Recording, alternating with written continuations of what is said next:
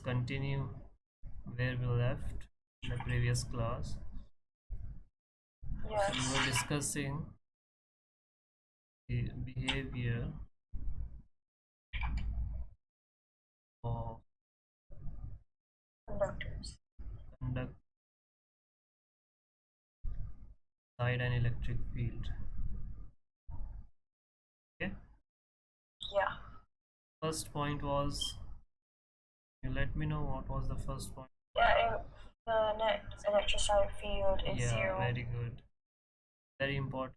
The net electric field inside conductor is 0. Yeah.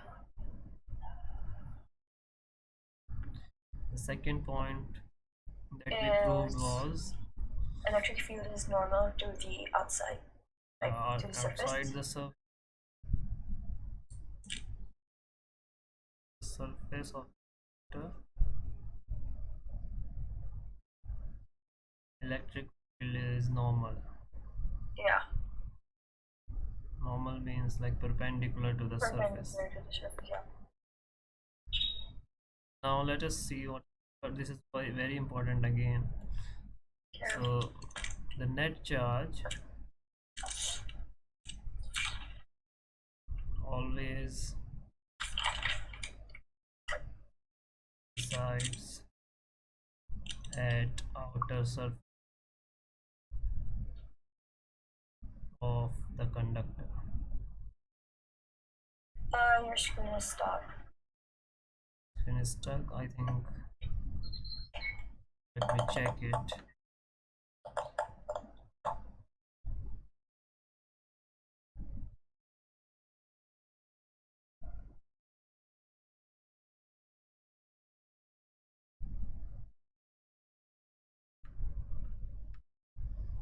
Can you see?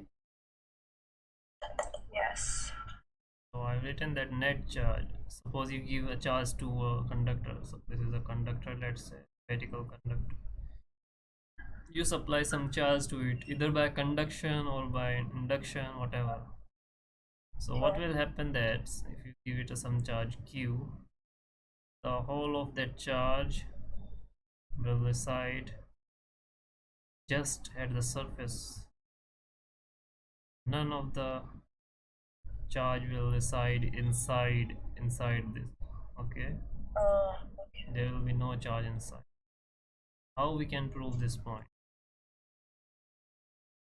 We can prove this point using the Gauss theorem. Okay. So let us draw a conductor. Suppose this is a conductor.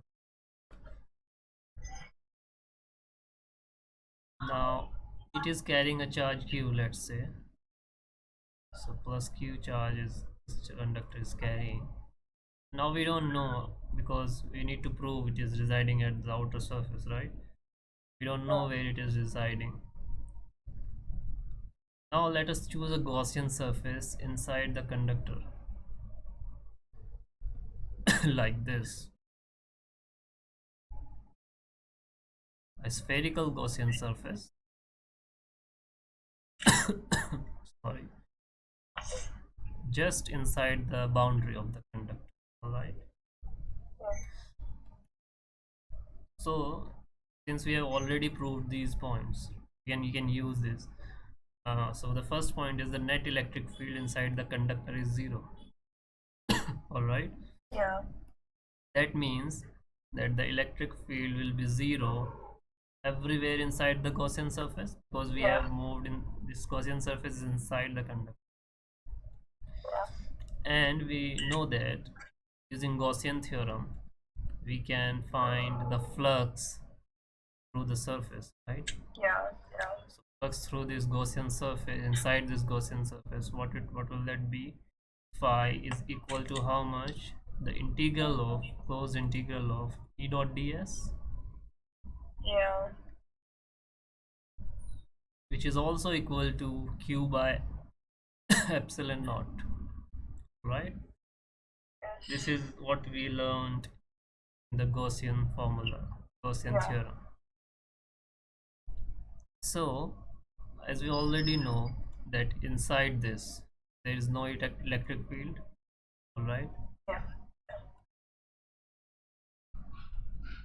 So use this relation. See, this is the electric field, E dot ds is equal to phi. Now when the electric field is 0, okay, Okay. when this electric field is 0, all of this integral will tend to be 0. That means the Yeah. flux inside Gaussian surface would be 0. Yeah. Alright. Yeah. Now when the flux is 0, so first we equated these two relations, first and second. From this we obtain first and second. We obtained that the phi is 0, that the flux inside it, because electric flux is there. When there is no electric field, this would tend to 0, right? And now if you Yeah. invoke first and third, Uh, what will happen? We have found flux is 0, so the flux yeah. is equal to q by epsilon naught. Yeah. Now when the flux is 0, q by epsilon naught is 0, and epsilon naught is already some constant where it cannot be 0. That means q is 0. Yeah. So this proves that inside this Gaussian surface, the Gaussian surface that we have drawn, Yeah. just inside the surface of the conductor, we have found that the charge is 0. Yeah. So now where did that charge went that we supplied to it? That is the question. The answer to It's that is outside. it's just resides outside. It does not go inside. Uh,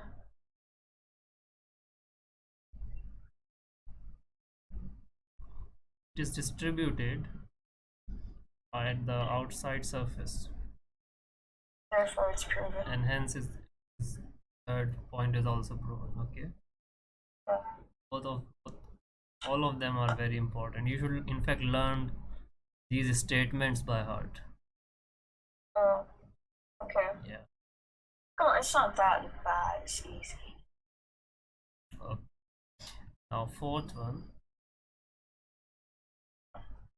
talk, fourth one talks about the potential.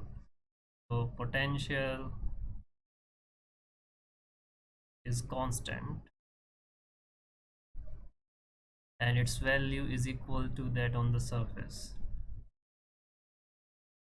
So constant within and on the surface. What does this mean? It means that suppose you take a conductor, let's say again a spherical conductor. So the value of Oh, it potential means, okay, I get it. is, it will have the same potential V at every point inside it and all on the boundary That's also. out. Uh, That is V. Now how can this happen? How can we prove this? See, can prove this using this E is equal to minus dV by dr, the relation between electric field and the potential. field. Yeah. Now we have proved the third point. The net Yeah. charge inside is 0, and inside the surface electric field is 0 Yeah. using the theorem as we Yeah. just saw. So when inside the conductor E is 0, that means dV by dr is 0. The negative of dV by dr is, Yeah. and that means that, what does that mean? You eliminate this negative sign for the sake of, d1 dr is equal to 0. yeah, because it will go is here and that will be 0, right? Yeah. So dV by dr is 0. That means this is the rate of change of potential, right? Yeah. Of change of potential with what? With distance, Distance. with r, right? Yeah. Rate of change is 0. That means there is no change. There is no change in potential. Rate is 0. That means there is no change. Alright? Yeah. When there is no change in potential, that means it should be a constant value. Yeah. Alright? And Uh-huh. hence and hence the potential is constant everywhere on the surface. Yeah. Okay. Because this point is valid for the conductor only, that E is 0, and from E is equal to 0 we substituted it and proved that dV by dr is 0. That means there is no change as we change. Suppose this is R, these are the 2 points. There is no change in potential as move the R distance. Yeah. That means this should be some constant value. Yeah. Or we can also say that surface of conductor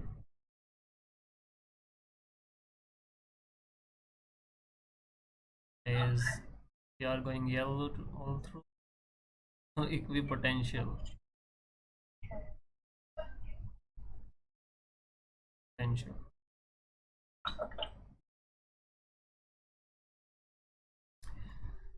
So this is it. Now let's see the important point.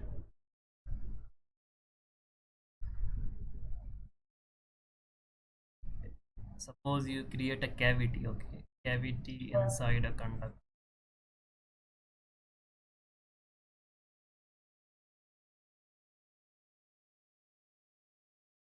Talk about cavity. The cavity. Cavity is like a hole. Yeah. Suppose there is a conductor. Yeah.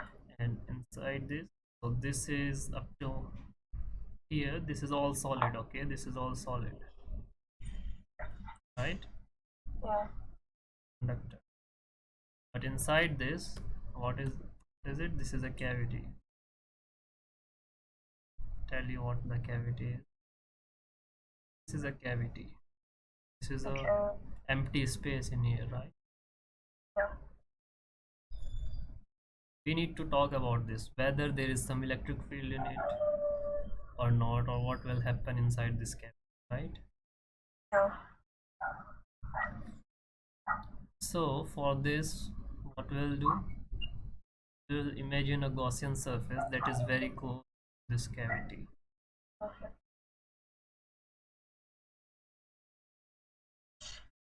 Just outside the cavity, but very close to it. Alright? Yeah.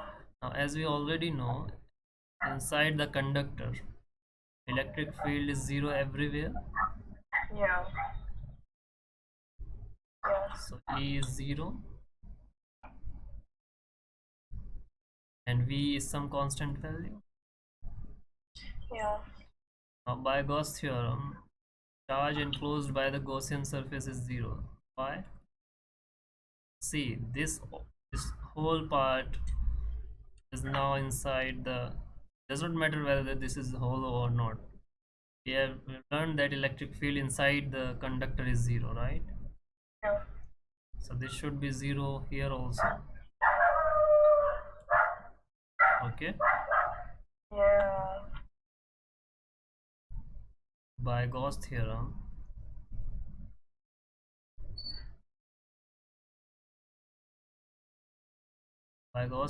we have just proved above that whenever electric field inside a surface is 0, Yeah. the charge inside that surface is also 0, right? Also 0.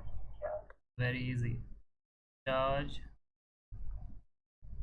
inside is also 0, that is Q is equal to 0.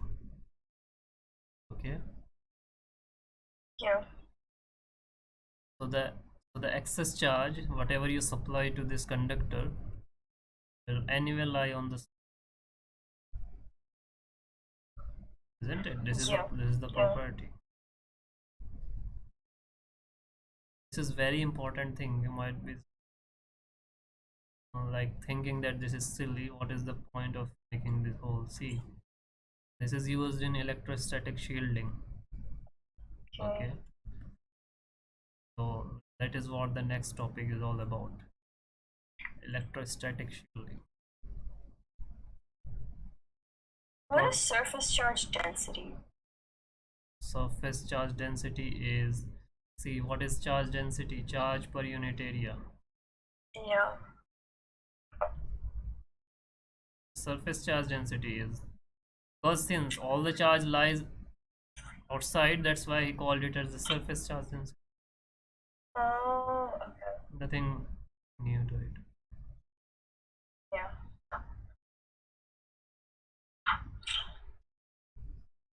So electrostatic shielding.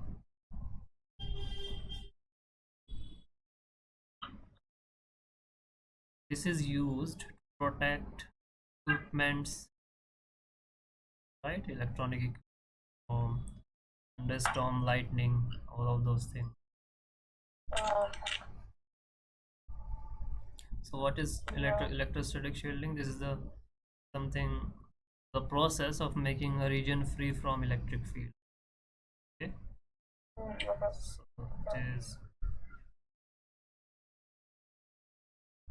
to make something free of electric field. Alright. So if we consider a conductor with a cavity, where no charge is there inside the cavity. Whatever with a C, if you supply it very large amount of charge, right? Yeah. And a person is sitting here.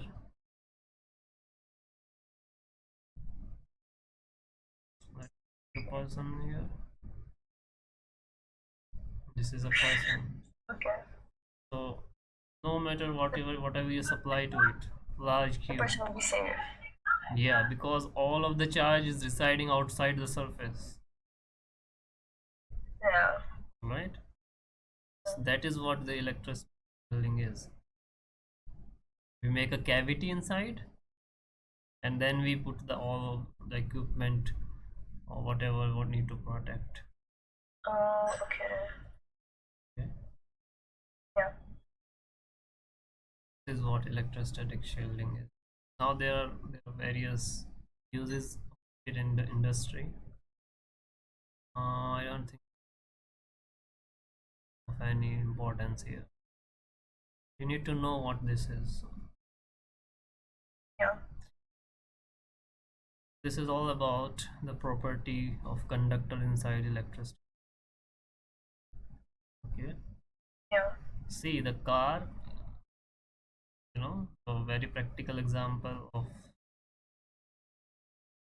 of electrostatic shielding Yes. is in the car. Car is very safe to drive when there is thunderstorm. Yeah. Because the car body is made of metal. But the wheels are of rubber. I don't know. But there is the metal as well here on the rim of the wheels.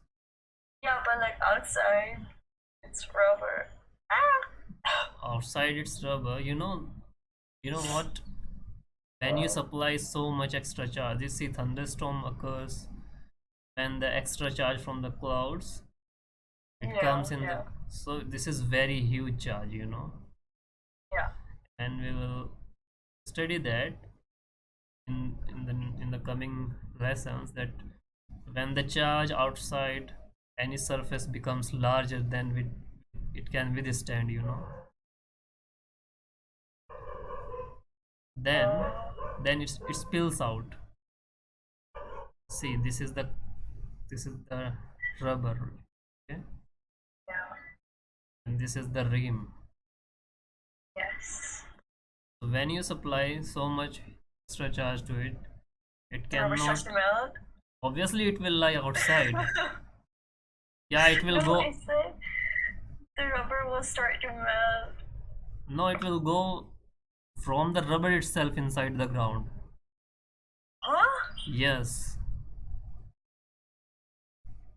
The charge See, will move to when the rubber charge inside. is very huge, you know Yes. then the insulator no more become insulator, because see, insulator are not all practically insulators. Oh yeah, yeah, yeah. There is some conduction in it as well. Okay, Okay. so when the lightning occurs, huge charge is Yes. there. Huge charge falls on the car, and this charge goes on like this, and it just goes into the ground. Uh, And ground there is can absorb any amount of charge, no matter it is lightning yeah. or whatever. Okay, that's why if you So how do you do shielding, electrostatic shielding for a car? it's natural, we don't do anything. Oh, If lightning occurs, all of the charge will pass through the ground, okay, cool. I thought there provided was like, provided that this person is not touching any metal, and practically he will not be touching. He will be having a steering which is made of plastic, yeah, and the accelerator is made of plastic, the chair is made yes. of plastic, so it is like a cavity inside. Okay, It's just like this. interesting. Where is that gone? This. So there is cavity, and outside you have metal. Because charge lies outside, no, there's no Yeah, way it will go inside, but it has to go through some route, so then it passes through the ground like this. Okay. okay. And whenever there's another thing also, when there is a small distance, between the two conductors, Yeah. and the charge is very huge, it tends to spills out. Oh, It I didn't know also that. occurs in overhead lightning, overhead wires. How do we draw? Like these are What is that? transmission line. Oh, these things. Okay. Yeah. Yeah. So in the villages, what people use, they use this light for free to use generators and tube wells. Oh. Yeah, for free. You know what? Yeah, if you put in a wire at a distance of some meters, even 1 meter from it, right? Uh-huh. The charge will spill out and it will conduct without touching. Wow. Okay. Wait, so like I've heard people they like steal electricity from somewhere to use their AC. That is the normal thing. I don't know, is that the same thing? So this is about that electrostatic shield. Right, so let us start capacitance today. Start Okay. this. Do you want to start it? Yeah, we should start, and then we'll continue it tomorrow also. Okay. So capacitance.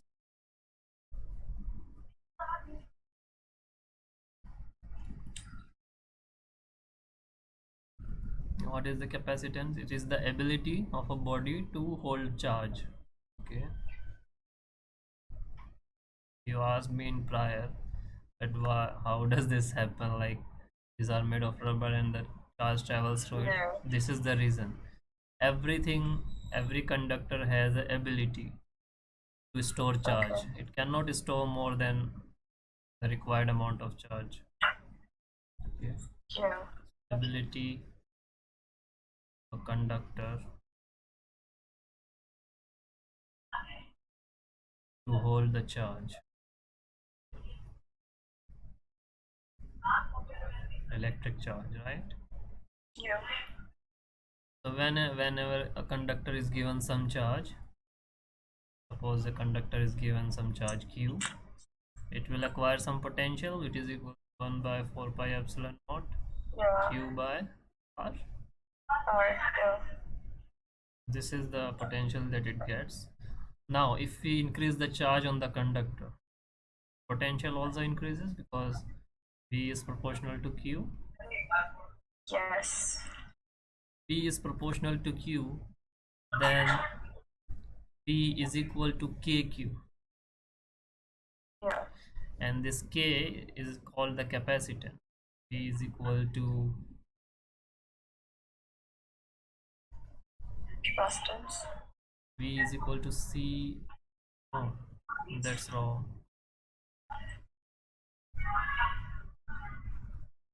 V is proportional to Q. That's okay, right? Yeah. Or you can say Q is proportional to V. Q is equal to some KV, Yes. and then Q is equal to CV, where K is constant, which is here C, okay, which is called the Yeah. capacitance. Mhm. This is the relation between Q, C, and V. Q is Okay. equal to CV. The charge on a body is equal to the capacitance of divided by the voltage. Okay. All right. Yeah. So then, what will C be?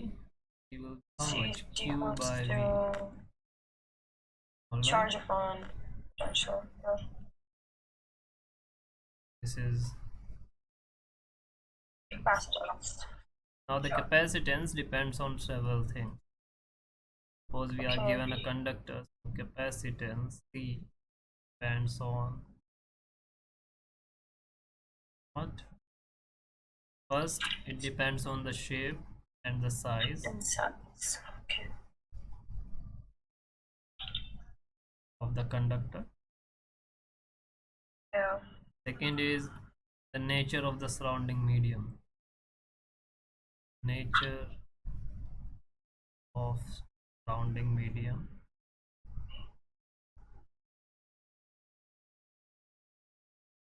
You know, epsilon naught R? That's what it is. What is the surrounding medium? Okay. Okay. And Yes. third, the presence of other conductors in the neighbor, in its neighbor, okay? Okay. Presence of other conductors nearby. Alright. Yeah. So capacitance. Now let's talk about the unit. Unit of Okay. capacitance. SI unit is farad. It's again the name of a scientist. Okay. Fine. Okay. Yeah. So 1 farad will be equal to how much? See, this is the capacitance. Charge unit is 1 coulomb. SI unit. The 1 volt. So 1 farad is how much? 1 coulomb volt inverse. All right. Yeah. Farad is a very large unit of capacitance. Oh. In fact, you cannot find a capacitor even of the value 1 farad. You know. Oh. Yeah. So farad is very large unit. We will see why. Just wait for a moment. We'll see a little later why this is so. Then when this is very large unit, use some small units like the millifarad, the microfarad, and the nanofarad. So millifarad, even this is rarely found. Oh. Microfarad is found 10 to the power minus 6. Alright, and pico is Yeah. nano is 10 to the power minus 9. And picofarad would be 10 to the power minus 12 farads. Yeah. Now let us find the capacitance of a spherical capacitor, because since we know, just I just told you this capacitance depend on shape and size, right? Yes. So it is capacitance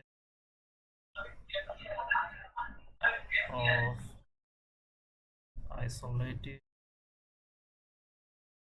spherical conductor.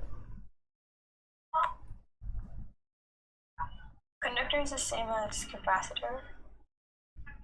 No, capacitance is defined for conductor. See the definition: the ability of a conductor to hold charge. Total charge. Yeah. So this is the property of conductor itself. Oh. Okay. Sorry. This is I the was reading property ahead of the there. conductor. All right. Yeah. So let us draw a spherical conductor of radius capital R. Yeah. Then what would be the voltage if we are given a charge Q? 1 by 4 pi epsilon naught Q 1 R. 1 by 4 pi epsilon naught Q by R. Now according to the definition, what is C? C is Q by V.